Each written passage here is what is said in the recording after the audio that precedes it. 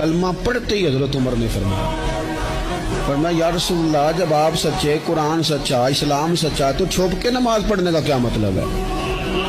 فرمایا ابھی تعداد ہی کوئی نہیں، 40 تو مسلمان ہیں۔ عرض کی حضور مہربانی کریں نا، آپ صرف اجازت دیں۔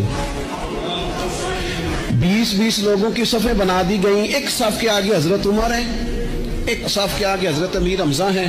جناب عمر کہنے لگے چونکہ آپ اللہ کے رسول ہیں تو لہذا نماز بھی آج اللہ کے گھر میں پڑھی جائے گی۔